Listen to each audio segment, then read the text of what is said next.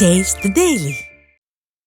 தூத்துக்குடியில் முதுகலை ஆசிரியர்களுக்கான இடமாறுதல் கலந்தாய்வில் முறைகேடு நடைபெற்றுள்ளதாக ஆசிரியர்கள் குற்றம் சாட்டியுள்ளனர். தூத்துக்குடி முதன்மை கல்வி அலுவலக வளாகத்தில் முதுகலை ஆசிரியர்களுக்கான இடமாறுதல் கலந்தாய்வு நடைபெற்றது. இதில் சிலரிடம் பணத்தை வாங்கிக் கொண்டு இடமாறுதல் வழங்கப்பட்டுள்ளதாக குற்றச்சாட்டு எழுந்துள்ளது. இதனால் ஆத்திரமடைந்த சில ஆசிரியைகள் முதன்மை கல்வி அலுவலக வளாகத்தில் ஆர்ப்பாட்டத்தில் ஈடுபட்டனர். ஸ்டாலின் ஆட்சியில் ஊழல், முறைகேடு, மோசடிகள் இல்லாமல் எப்பணிகளும் அரங்கேறுவதில்லை என ஆசிரியர்கள் வேதனை தெரிவித்துள்ளனர். குளத்தில் உள்ள வணிகவியல் பணியிடம் காலி பணியிடமா இருந்துச்சு. இன்னைக்கு காலையில் அது மறைக்கப்பட்டிருக்கிறது. நாங்கள் முதன்மை கல்வி அலுவலரிடம் போய் முறையிடுகிறோம். என்னையா நேற்று வர இன்னைக்கு காலையில் வர இருந்துச்சு அப்படின்ட்டு 8:30 மணிக்கு தான் மறைக்கப்பட்டிருக்குது. என்ன அப்படின்னா பல லட்சங்கள் இங்கே கைமாறி இருக்குது.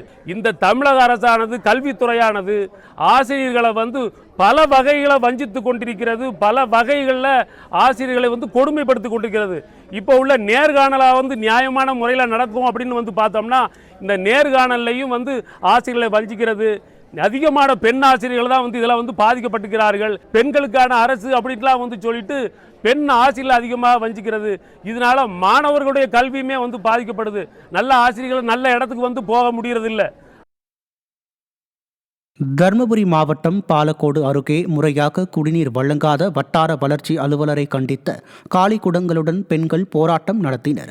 கசியம்பட்டி கிராமத்தில் கடந்த சில மாதங்களாக 8 நாட்களுக்கு ஒருமுறை, அதுவும் சில நிமிடங்கள் மட்டுமே குடிநீர் விநியோகிக்கப்படுவதாக கிராம மக்கள் வேதனை தெரிவித்துள்ளனர். விடியா திமுக அரசு பொதுமக்களின் நலனில் எந்தவொரு அக்கறையும் இன்றி மெத்தன போக்கில் செயல்படுவதாகவும் கிராம மக்கள் குற்றம் சாட்டுகின்றனர். ரொம்ப கஷ்டமாக இருக்குது.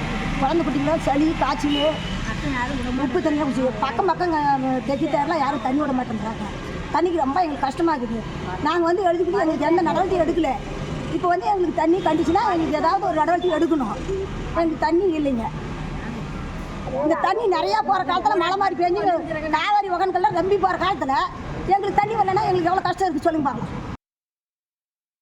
கடலூர் மாவட்டம் வேப்பூர் அருகே அதிமுக ஆட்சியில் அனைத்து வசதிகளுடன் வசித்து வந்த நரிக்குறவ மக்களை தற்போது ஸ்டாலின் தலைமையிலான அரசு வஞ்சித்து வருவதாக குற்றச்சாட்டு எழுந்துள்ளது.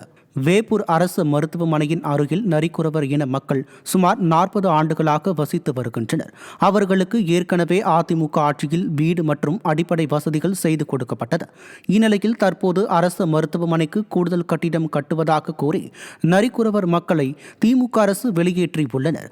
வசிப்பதற்கு வழியில்லாமல் தவிக்கும் அவர்கள் அரசு மாற்று இடத்தில் இலவச வீட்டுமனை வழங்க வேண்டும் என்று வட்டாட்சியரிடம் மனு அளித்துள்ளனர். கடலூர் மாவட்டம் வேப்பூர் தாலுகாவில் கிராமத்தில் ஊராட்சி மன்ற தலைவர் எங்களுக்கு அந்த இடத்துல மண்மேடில் வட்டுக்குங்க ஐயா பிரபாகர் கலெக்டர் இருக்கும்போது, ஆனந்த மாதிரி இருக்கும்போது எங்களை அந்த இடத்துல வசிச்சுக்கிட்டே 13 குடும்பத்தை நாங்கள் வசிச்சுக்கிட்டே இருக்கிறோம் ஐயா.